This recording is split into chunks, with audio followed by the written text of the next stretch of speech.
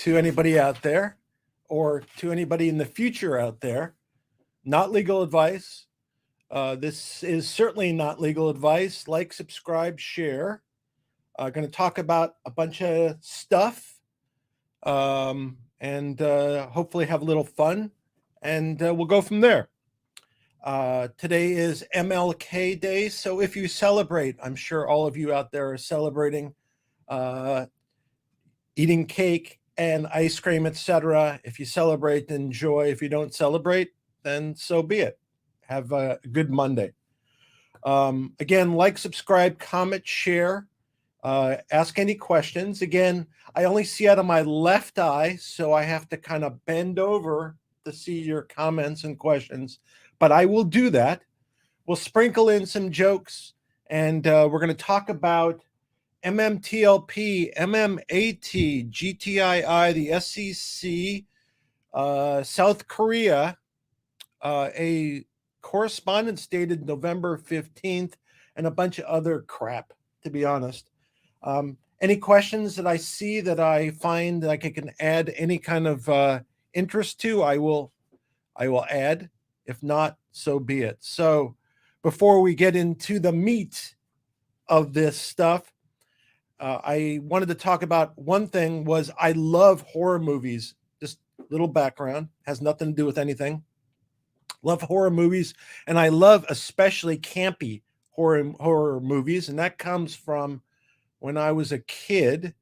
I had a 10-inch. Think about this, and don't get any dirty thoughts. I had a 10-inch black and white TV in my bedroom, and on Saturday nights I'd watch these black and white movies, these horror movies, and a lot of them were campy, so kind of silly. And those were the fun. So I also like the monster movies like Godzilla, and in particular, and this is for my friend out in Vegas, Mike.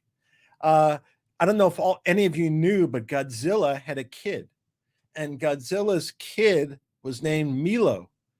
And Milo, so Godzilla could blow fire, but Milo didn't know how to do that. So the way he learned is Godzilla stepped on Milo's tail. That hurt, and Milo learned how to blow fire. So I hope that you get a chance to see Godzilla and Milo. But I love those campy movies. Now, moving on to some other things, and I'm going to sprinkle these out throughout the live stream, and we'll see how long we go, how long I can talk. How is marijuana stock sold on the stock market? Buy high, sell higher. You know, yesterday it was so cold that I saw a stockbroker with his hands in his own pockets. And why are nudists bad for the stock market? We all know that because they're associated with bear markets.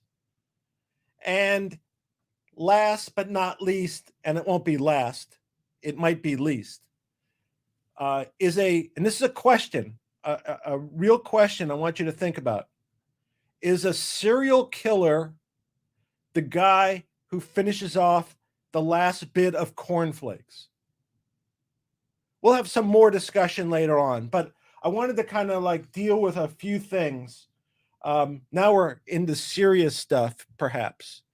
Wanted to talk about MMTLP. So I'm in my arbitration. Last report in my arbitration, I think I was talking about I was battling with the arbiters, etc. Since then, this is kind of interesting. So we have a three arbiter panel. I have tried to get them disqualified. That process is ongoing. So I filed a set of documents to disqualify them. And then I filed a second set of documents to disqualify them because there was a slight change in circumstance. The change in circumstance was there was a congressional letter, and there was the Tradestation admission of potentially of having counterfeit shares. So I had 2 of those.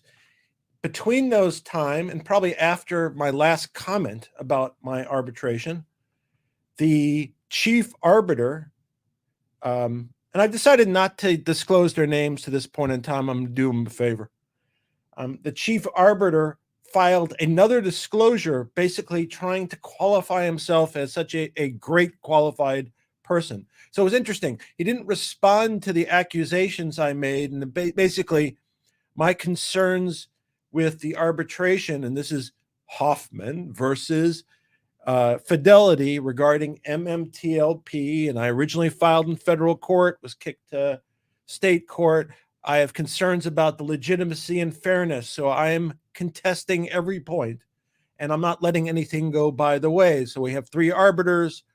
I filed a motion for this special discovery, amongst other things. They have responded. They've denied everything. I asked them to reconsider. That's outstanding. But what's interesting is that the chief arbiter, as opposed to addressing that, kind of addressed his qualifications. I have outstanding requests to the director of FINRA 2.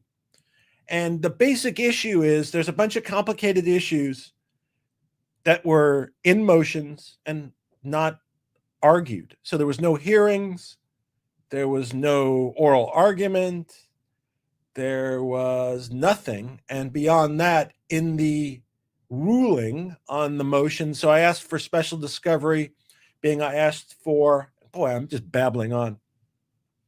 I asked for special discovery seeking the depositions of the guy from Forbes who wrote the article, who's attached as an exhibit to the answer of Fidelity, a bunch of the FINRA personnel who were involved in December of 2022 in the fraud investigation of MMTLP and thereafter.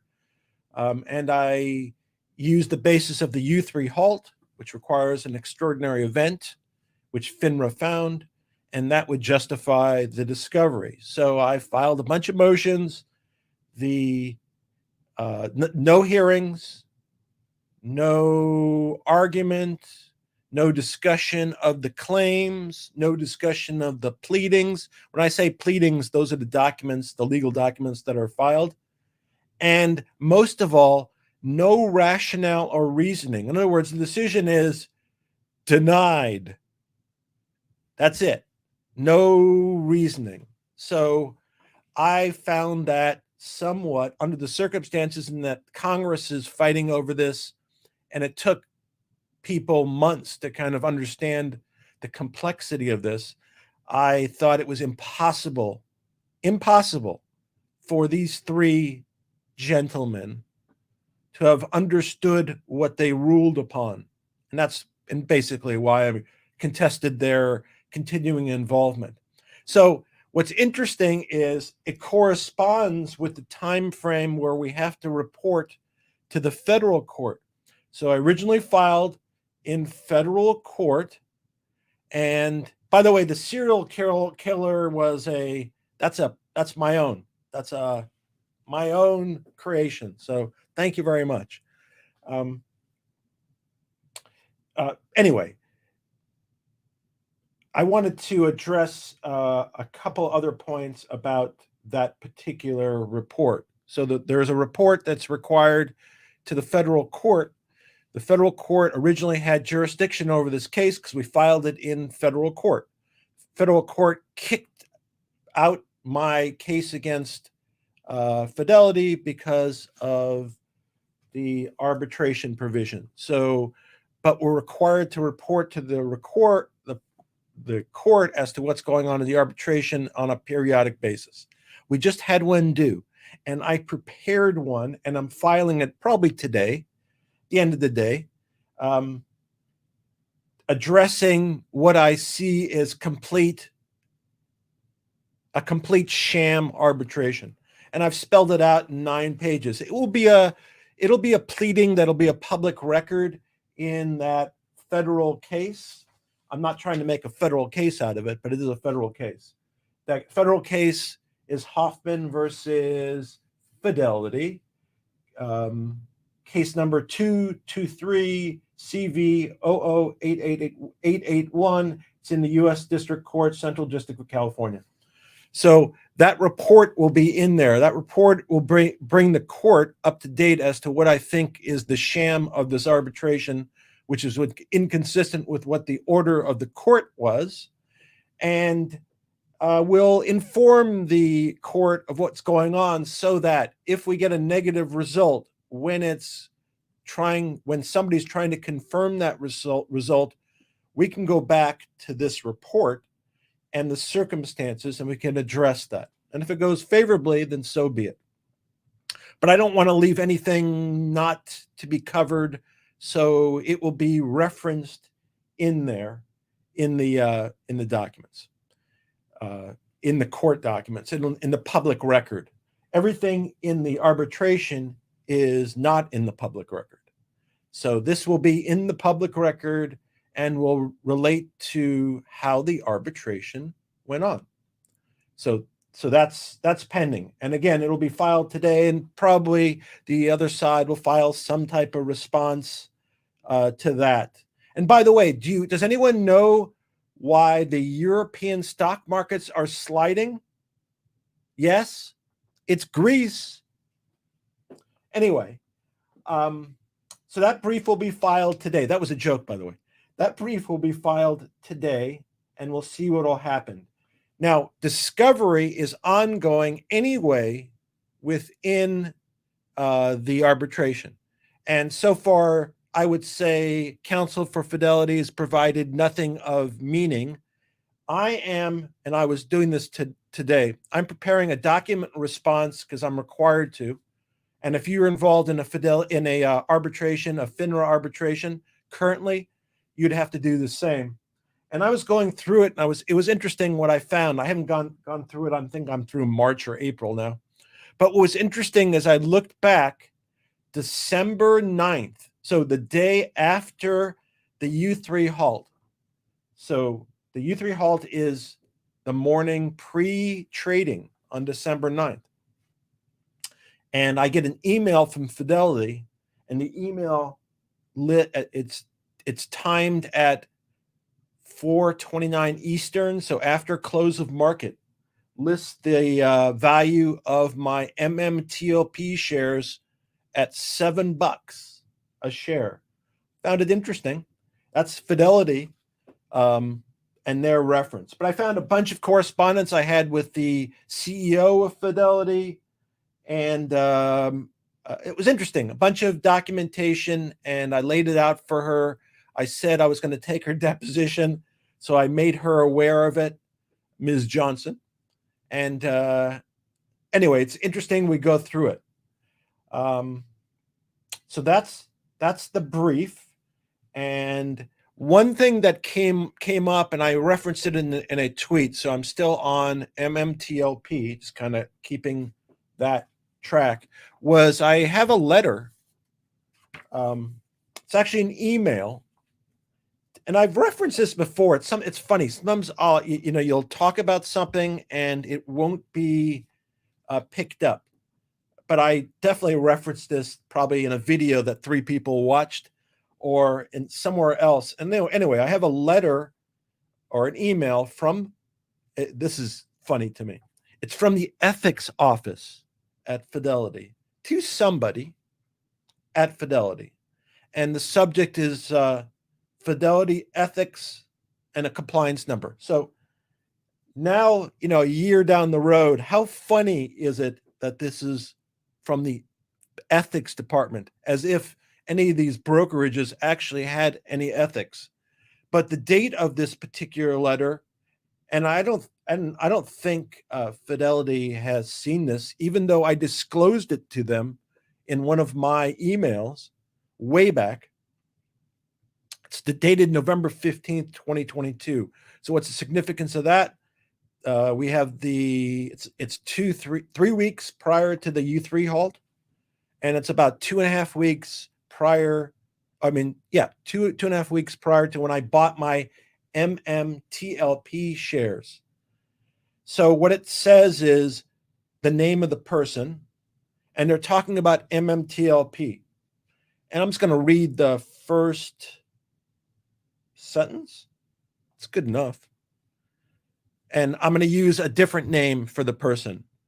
George, it's not transferable back to Fidelity, as Fidelity Brokerage Services has decided to block incoming transfers of the security.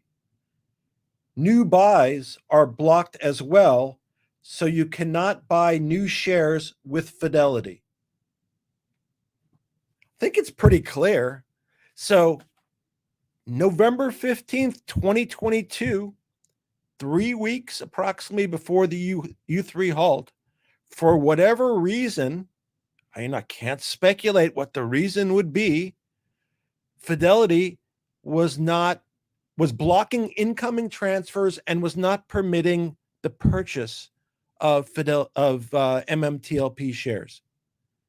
I found it interesting, especially because I bought my shares December 6th, December 7th, and December 8th.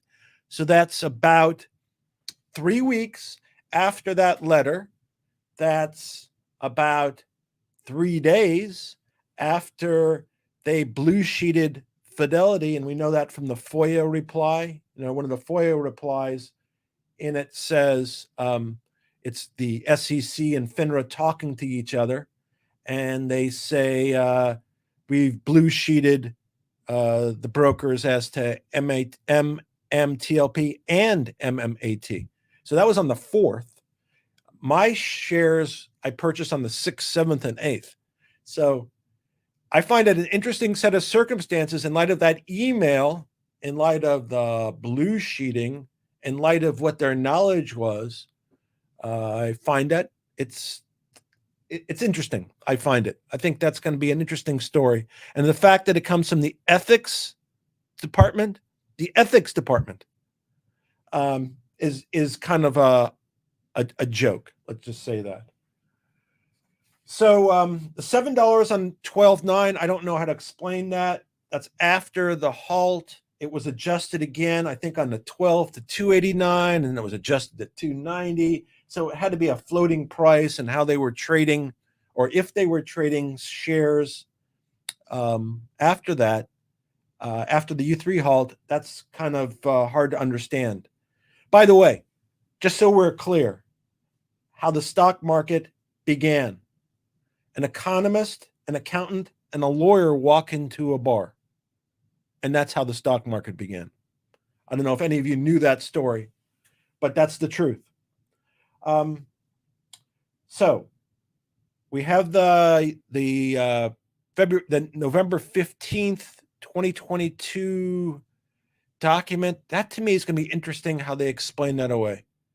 I'm sure they will try to explain it away, but that's going to be interesting, and why they had why they couldn't sell the shares at that point in time, what changed, why they sold it afterwards, how much money they were making on their loan share, their loan program where they're lending out shares and generating some usurious rate of interest. And just so you think about it, why would they not lend out as many shares as they could, notwithstanding whether they were legitimate or not?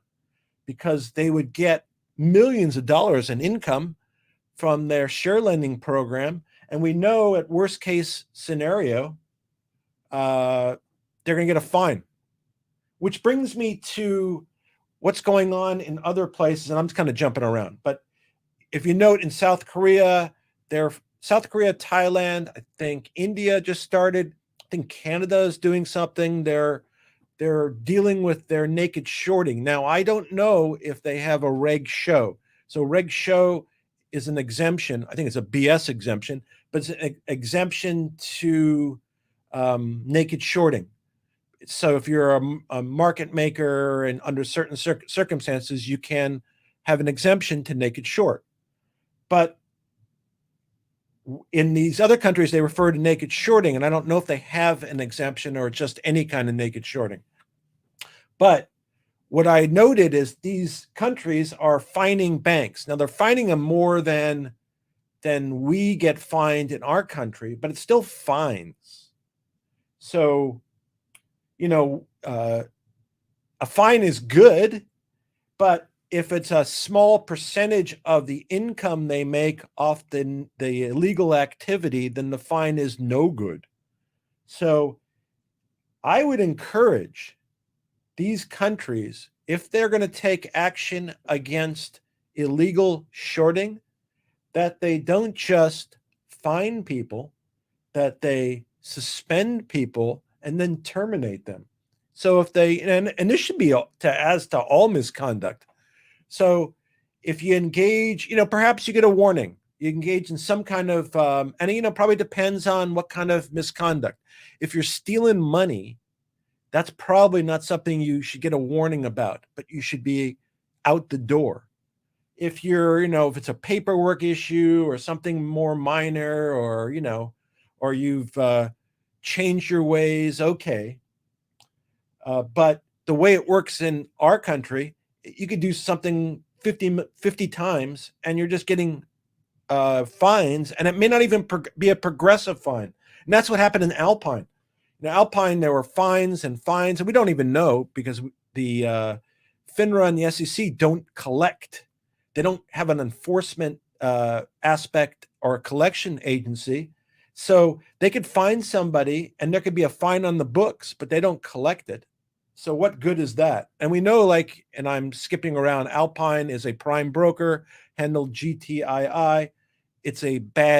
They're bad. That's all I would say. And they committed numerous acts, but their fines were of modest nature. At some point in time, so they were fined or had some kind of cost 39 times before 2022. So my rule is, this is just my personal rule, I only give somebody 38 mistakes. So, excuse me. So if they do 38 bad acts, that means 38 separate times. Doesn't mean like bad acts. They might on one time, they might do 100 bad acts. But if they do 38 bad acts, that's where I draw the line. The 39th time they're out. Obviously that didn't happen, and I'm trying to make a light of it, but it's ridiculous. I mean, obscene. What happens? Is there bribes being paid to regulators and public officials? Is that what's happening? But there's no reason why, if somebody commits a dozen bad acts, a dozen times ripping off people, they should be done. And just as a quick reference to Alpine, and I talk about this constantly, just because it's disgusting to me in terms of what's been permitted. At the SEC and FINRA could both go into federal court tomorrow and have them shut down, but they don't want to risk giving the federal judiciary power over them, and they're fighting the nonsense of Alpine as opposed to protecting the public, because they want to protect their power. And I think it's obscene. So just my word to all those countries out there, give harsher penalties. If you have to cut off arms and legs, do that too. But certainly take their money away, and then put these people out of business. No reason not to put them out of business.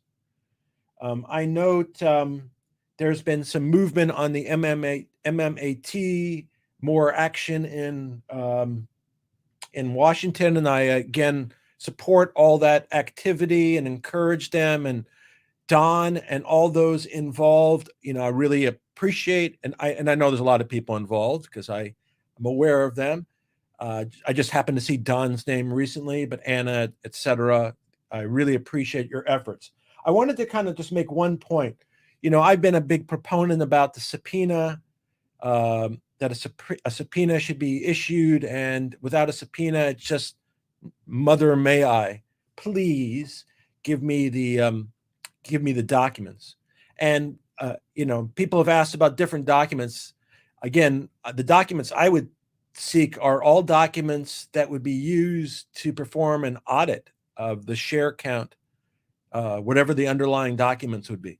I don't really care about the audit themselves, because that's going to have to be done separately.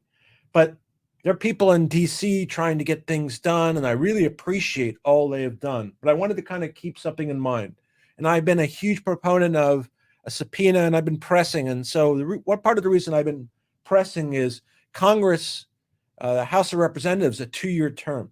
So we are now in year 2. That means all these congressional representatives are running for re-election or are not. So they're going to either be trying to win, or they're going to be out.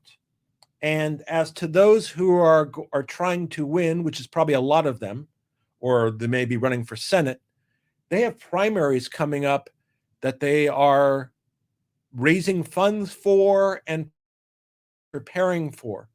And that will be most of 2024.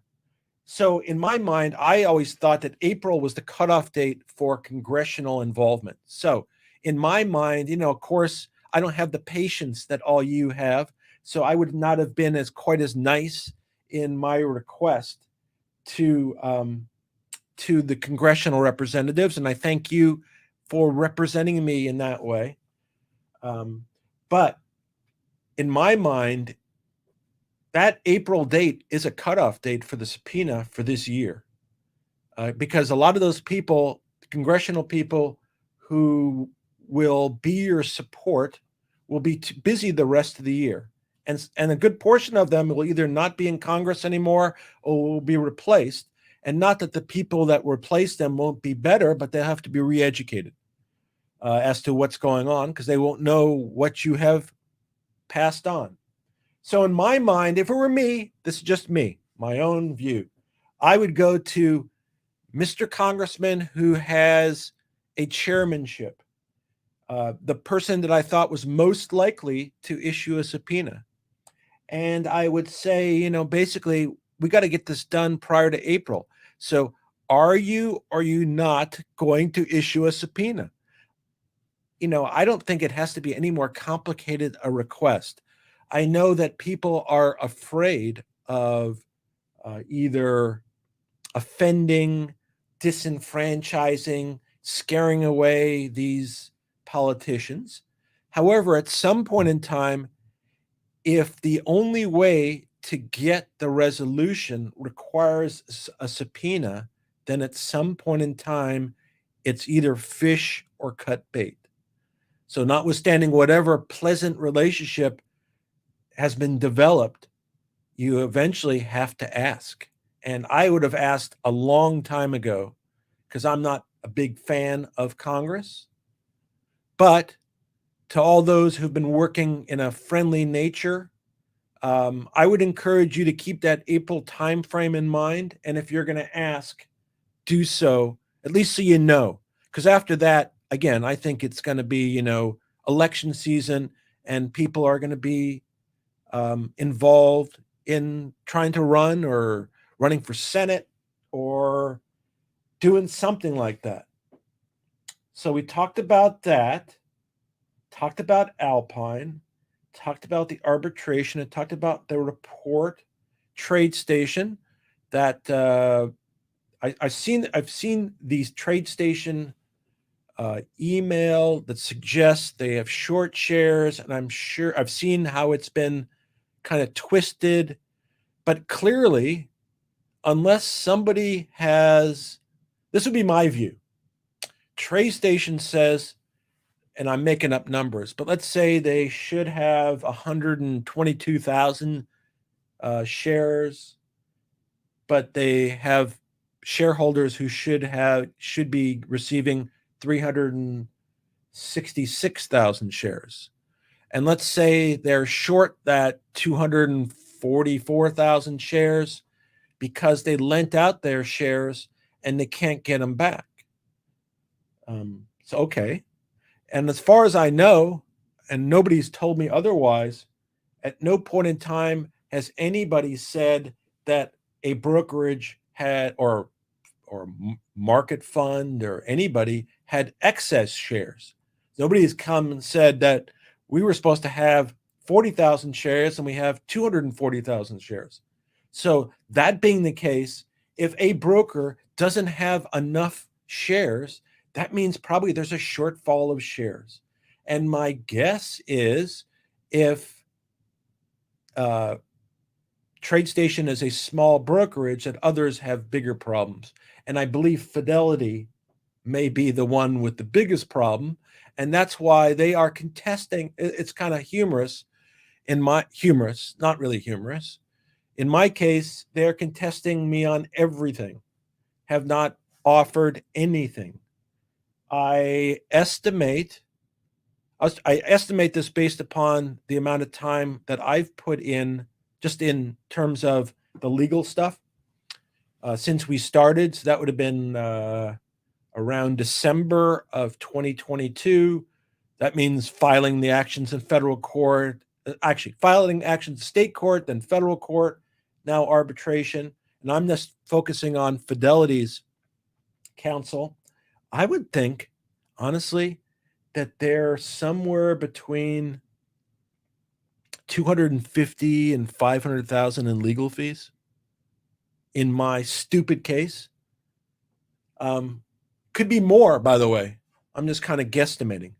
And that would not include other counsel. That's just the counsel for Fidelity. So rather than resolving it, even with a confidentiality agreement or anything like that, they are fighting. And we just, in terms of where we are in the arbitration, we're early. I mean, we're not. We have a trial date June of 2024. So that's like 6 months from now, and that could change. But in terms of discovery and preparing for the trial, we're early. So I would guess Fidelity is going to incur significantly more legal fees. Of course, I will to me also, but I find it fascinating that that's the position they've taken in a case where, as of November 15th, they said they couldn't sell me what they purportedly sold me. And of course, what they sold me was counterfeit nonsense that still exists in my account as a NA. And by the way, I never transferred my shares to AST because I have the ongoing action involving the arbitration.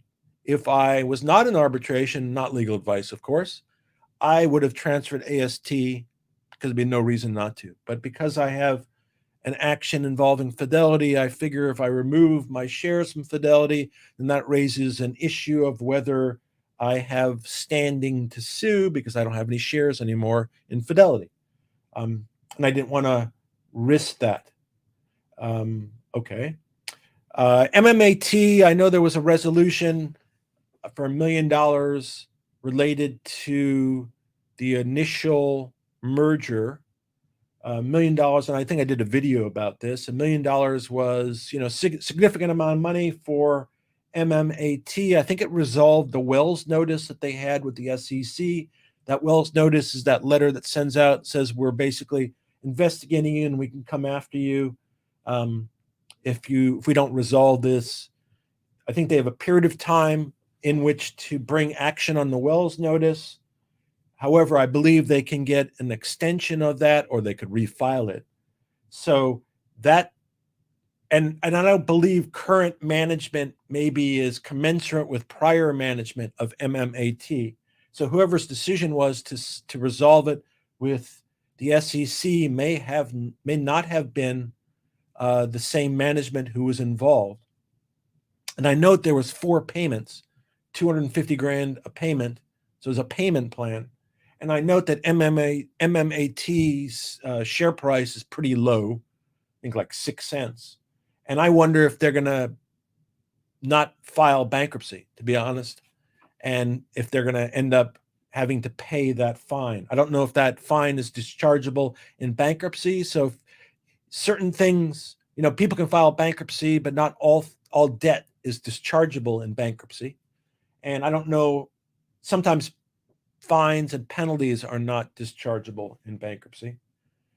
So I don't know if this would be, but because of the financial condition of MMAT and their poor stock performance, I wonder if the current management might have that in mind and they would have escaped responsibility.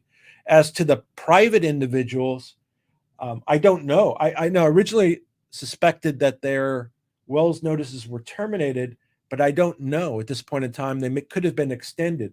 And I know Palikaris, I've never heard from him. I know I reached out to him at some point in time, and he's never responded. Whereas somebody like John Berta, I found him to be responsive. So take that as what you may. The MMAT resolution has nothing to do, in my mind, with whether there's excessive MMTLP shares. It only relates to the merger. And, it's a resolution without an admission of liability. So in any case that's resolved in the settlement agreement, because you don't want it to be used against you, the settling party, so whoever is the party that is giving up money, for example, there'll be a clause in the settlement agreement that says this is not admission of liability, so that in some future dispute with somebody else, they can't say that you've admitted to liability in another case. But it doesn't mean that you're not liable. So I'm not saying they weren't responsible. I'm not saying they were responsible. It could have been an issue of legal fees, that it was costing them a lot of money and it was in their financial interest to settle it. Perhaps. I don't know. But I'm not a big fan of MMAT board. I haven't had a positive experience with anyone on the MMAT crew other than, and John was more Torchlight, John Berta. I've never had a negative experience with him, but anybody else that was specifically connected to MMAT at any point in time from December 2022 to the current, I've never had a positive experience. And when they got rid of Palikaris without notice, that was the end for me. So that's when I dispatched. And part of the problem, and one thing that I don't think it's mentioned enough, there are bad CEOs out there, not only just that do stupid things, but may have their own financial interests solely at heart and don't give a rat's blank about their shareholders. And perhaps they have a high-paying gig, they can sell shares of their stock, they can get wealthy, but they rip off their shareholders. And I don't know how often it happens, but I've seen, just in the time that I've really been paying attention to this stuff, let's say the last couple of years in particular, there are CEOs I question. I question their motives. I question how much money they're making. I question their activities. And some, might say that they're on your team, like Hamilton, and then all of a sudden they engage in transactions that maybe they shouldn't be. I'm not saying personal transactions, but their companies. So, and then that company's CEO block is raising money. So I think people have to be very careful and watch not only the activities of the brokers, market makers, hedge funds, regulators, congressmen, but the CEOs too, because they're often part of the problem. At least my experience. Okay, so we've said that. There was a reference to the CoKasari case, that one in New York, the petition, and I guess it's on appeal. It's going to oral, or it skipped oral argument. And what I found was interesting, in my experience. So let's set it up. So a lower court issues a ruling. You take it up to an appellate court. The appellate court is looking at the lower court's ruling and deciding whether it should change it or not. Generally, it will have, and you file a bunch of written documents making your arguments. The other side opposes and you reply. Then what would happen generally is you'd have oral arguments. So the court would ask you questions. So it's interesting to me that in that particular matter, which is in New York, I think Basile is handling that, or Basile's office is handling that. Interesting to me, they declined to do oral argument. So for me, it would be interesting if they overturned the decision of the lower court without oral argument. I'd find that to be odd. Just my view. I think it would be more likely, and I don't know, by the way, I'm just speculating here, but I would find it more likely for the appellate court to overturn the lower court if they had oral argument. But I guess we will have to see. So that's that particular matter. One thing that's going on that I think we should be aware of right now is there's something going on in the Red Sea. And I don't know how this is going to impact the stock market or the stocks that we follow, but there's goings on in the Red Sea, which is blocking container ships and making oil prices increase. So the oil price is interesting from the MMTLP perspective and Nextbridge, but the container prices going up are not. And the fact that container ships have to go a different route, a longer route, is not good also.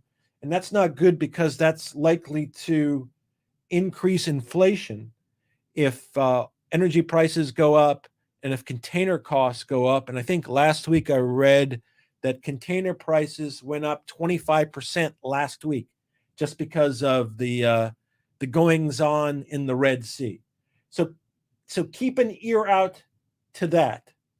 So is there anything else I want to talk about? Yeah, there is one thing. Did you hear about the stock trader who was electrocuted? He shorted Tesla. Of course. And I don't know if I said this one. Did I say it? I'm going to say it again, and you could tell me if I said it or not. It was so cold that I saw a stockbroker with his hands in his own pockets. Yes, I did say that before, but I was just checking to see if you were listening, because I get to tell my story, and I'll look to see if there's any questions. If there are any questions or comments that anybody has, now's the time. But I can tell you my story about my pockets.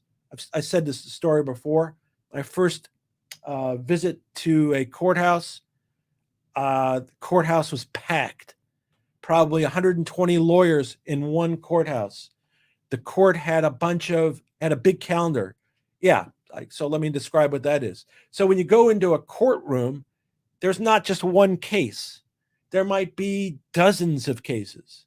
So back when I was a first-year lawyer, that was like 107 years ago, there was not a case for one judge did not handle a case. You kind of just flooded through the system and you'd bounce around. So if you had a particular hearing, you'd bounce around from court to court. And I was in Santa Monica. The courtroom was full. I had a client who I had no control over. I had no idea what I was doing. It was on an injunction proceeding in a commercial real estate matter. So it wasn't a typical proceeding. And again, I had no control over my client. There were about 60 matters. There might have been more than 60 cases. So 60 times 2 attorneys, could be more. In this like 40 by 40 room, so it was pretty packed. And again, I had no control over my client. That's very key. And I didn't know what I was doing, also very key. So I figured since we were about 40 or 50 on the calendar that I could wait, listen to other attorneys, and I'd get an idea of how to act and what to do, since I had no idea what I was doing.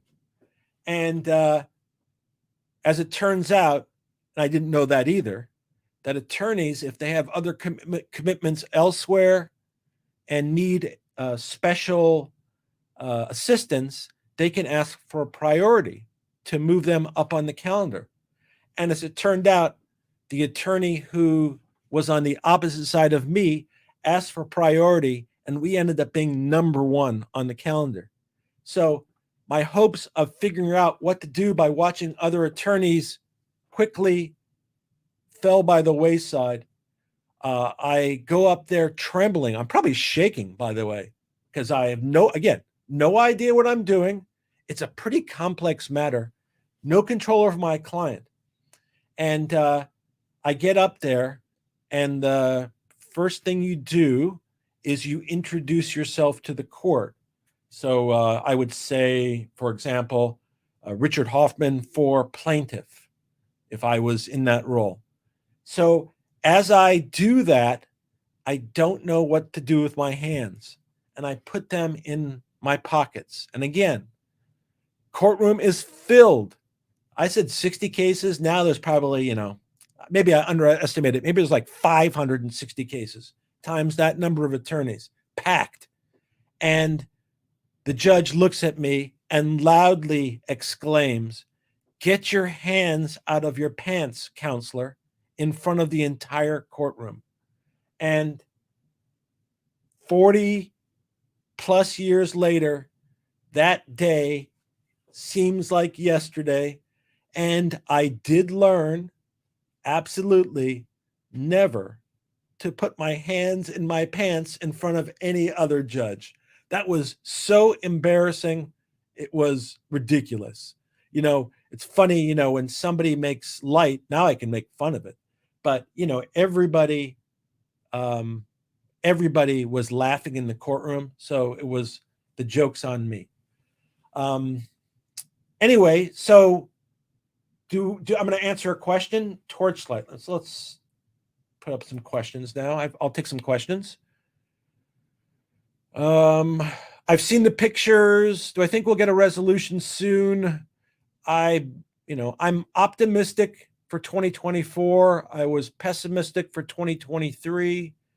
Have I seen the pictures of the Evergrande, the oil wells? I've seen pictures of the property. I've spoken to people about the property. I have some familiarity with the property. I think the property is a very positive site, but I don't know, and that's not oil and gas advice. So I'm hoping it'll be sometime this year, 2024. I would say either by April or by October, but again, no guarantees because nobody really knows. And to this point in time, we've gotten a lot of pushback, and there's no legal action that's at that point. Maybe some document comes out, maybe some congressman grows some, if you know what I'm saying.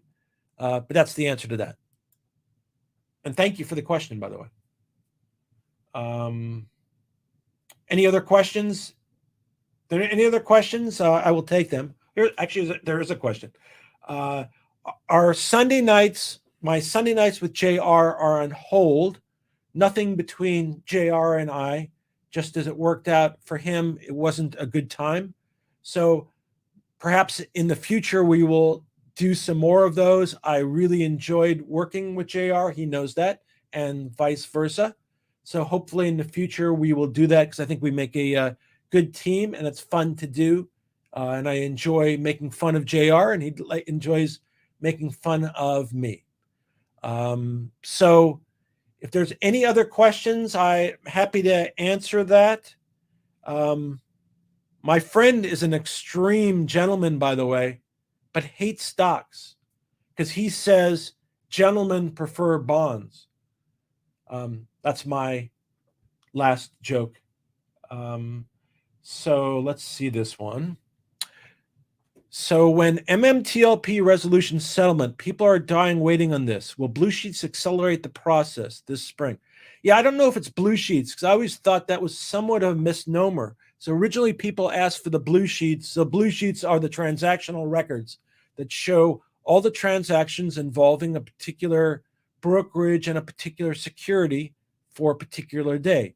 So if you picked let's say picked December 1 through December 7, all the blue sheets of MMTLP. You could get them, but it would just show you the transactions of that time period. You could draw conclusions from those transactions, but could you get a share count? No. You could get a share count if you pulled all the transactional records. That's what I asked for, by the way. And so I think you just have to be careful when you ask for the blue sheets. When you ask for blue sheets, it has to be the full record for the full period. And if that's the case, great. This spring, I hope by spring, because of the primaries. So I'm hoping that the primaries will encourage a resolution prior to them. And if not, I would think it would be, after the election or at or about the election, or perhaps it'll become an election issue. I would think it would be a great election issue for a candidate. Perhaps they'll pick it up. I always thought that. I thought that we should be, this is my view, that in approaching people in Washington, we should support the candidates who do support our position, and we should oppose the candidates that do not. There should be some ramification for that, in my opinion. It shouldn't just be that you get off the hook. It should be that we're going to make it well known that you don't care about retail shareholders. That's my view. Hi, Mark. Nice to have you here. Somebody asked about the Evergrande case, which is the hi, Barbara. That wasn't the Evergrande case. Evergrande is, I believe, that's the Chinese real estate company that also has a presence in the United States. It's an ongoing matter. I think that's what you're referring to. The main aspect is based in China. They thought it was going to crash the Chinese economy. There were other developers that had other problems like that. It still could. I think there's a bankruptcy case in the United States. And there's other Chinese developers that have had equal problems. I know in LA, in downtown Los Angeles, there is a huge project, I think like $1.5 billion hotel office complex right across from Staples Center, if you've ever been to the arena, or crypto.com as it is known, which is Greenland. I think it was Greenland, which was a Chinese developer, which was kind of the beginning, even pre-Evergrande. And that's been sitting unfinished now for 5 years, I think. And pretty amazing. But that's the problem in China. So the question in China is, what's the state of the economy in China? There clearly is a slowdown, and I could see that because Tesla seems to have lower demand there. There seems to be a slowdown there. Whether that will, the slowdown there might be different than a slowdown in the United States because they have higher growth than we do generally. But it's harder to figure out, as hard as it is to figure out what's going on in our country, and the data from the government and from agencies in another country, I have no idea. So, but it'll be interesting to see what happens to Evergrande. It'll be interesting to see what happens to the other developers, if that has a cascading effect in China. If it has a cascading effect in China, that it could have an impact on the world economy, and obviously an impact in the United States. And we don't want a recession, or we do, depending on who you believe. Because if we have a recession, a lot of the market will drop. But there may be other parts of the market that rise. Some people, in fact, believe that the Chinese counter stocks, so finger motion, for example, that those will do well during a downturn. But I don't like to hope for a downturn in anybody, because it impacts a lot of people in a negative way. So update on Nightscape. So I'm not handling Nightscape. I will check it out for you, though. I know that's one of the capybara, that was their first target. And I know Nightscape makes robots. I think they make security robots. I know that when I happen to read the capybara report on Nightscope, excuse me. And I know they're in the early part of robots, and they built these kind of small security robots. It probably depends on what happens in terms of the company. Depends on what happens in terms of their ability to build robots. obviously that's a emerging area for companies. And I know Amazon uses robots, Tesla uses robots, Boston Dynamics, all kinds of companies do that. The question is, how much can they think? That's the next step. I know Tesla's working on programming an AI into the robots so that they will be able to do much more complex tasks. But now they're used in factories, and I'm sure they save manufacturers money, substantial amounts of money in factories, especially in the car business. So that's that. That's KSCP, but I'll check it out in more detail. I know Mark. I saw Mark responded. I was more talking about the business, because the business has to survive too, and it's in the robotics, which is an interesting area. I have not. Let me pull this one up. I haven't followed any of the BBYQ Chapter 11, so I don't have any thoughts. So just talk about a Chapter 11. Chapter 11 is a reorganization, so it's not the end of the company, although it could be. Sometimes Chapter 11 can be turned into a Chapter 7. By the way, I'm not a bankruptcy attorney, just have been around enough to see enough bankruptcies to kind of have a general idea of what's going on. I've been involved in litigation in bankruptcies involving adversarial proceedings. So Chapter 11 is a reorganization. So you're trying to figure out a manner to keep the business in existence. You may be trying to get rid of debt or modify your debt or extinguish certain debt. And if you're able to do that, then you can stay in business. If you can't do that, then oftentimes that 11 will turn into a 7. And a 7 will be just you're out of business. You basically will be selling your assets and taking care of your obligations and closing down. I don't have, in terms of, and I'm writing myself a note, so I'm going to look it up. I don't have specific knowledge of the claims or what the issues are in the BBYQ case, but I do know, and I'll check that out. And just like I'm writing myself a note about KCSP. But what's interesting is that what it makes me think of is Sorrento Therapeutics, who was heavily shorted. And that was the case where the judge ordered the brokers to disclose their share counts.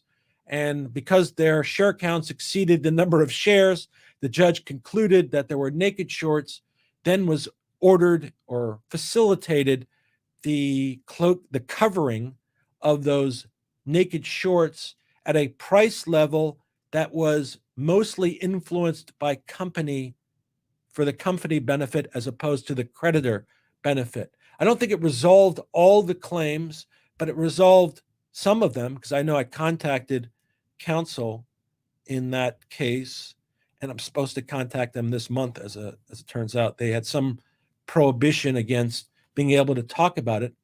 But I think the Chapter 11 might be a way, and I referenced it to Mark at one point in time, but I think Chapter 11 may be a way in the future of without, and I know people get freaked out when they hear about a bankruptcy, and that has to be overcome, but to reorganize, to actually sue the wrongdoers to get an accurate share count and have that money fund the company, and the company could then, perhaps could issue dividends or anything like that. But I think that's something that should be considered, and hopefully it will be utilized more in the future. And again, if companies find out that they're going to have to come clean, then I think we'll have less of the shenanigans going on, period. So it might take just a few companies, proceeding in that manner and basically, facilitating the covering of all those shorts, naked shorts. That's just my position. Take a look at this one. Would a resolution be accelerated by Nextbridge selling oil, proving reserves for the purpose of giving the shares a real valuation? What if they decided to issue a small dividend to all shareholders? I don't disagree with you. I not only don't, I wouldn't be surprised if that's something they had considered. Now, they may have decided not to do that for some reason, but I think that's a very interesting concept. If they could, I don't know if they could, what kind of dividend they could issue. I'm not a securities lawyer. I don't know if they could issue a monetary dividend, because it would be interesting if they put the burden on brokers to issue a monetary dividend, even if it was a tiny monetary dividend. But again, I would be shocked if that's something they haven't considered. So if they don't do it, I'm sure there would be good reason not to. And that might be good reason, might be their counsel telling them not to do it. But I don't know, and it's a great question, to be honest. So that's all the questions I see. If anybody else has any questions while I do a dance here, I'm happy to answer it.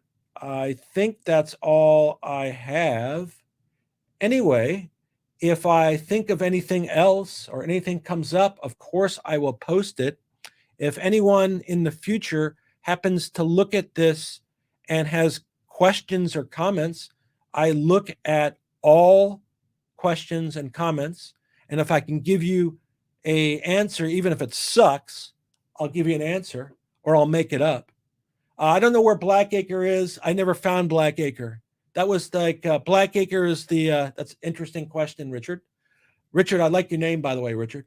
But Blackacre is when you take real property in law school, that's the place that is the generic property, Blackacre. But anyway, to anybody who looks at who happens to look at this down the road and they have comments or questions, please leave them, and I will look at all of them, because I do, and I will respond if I can.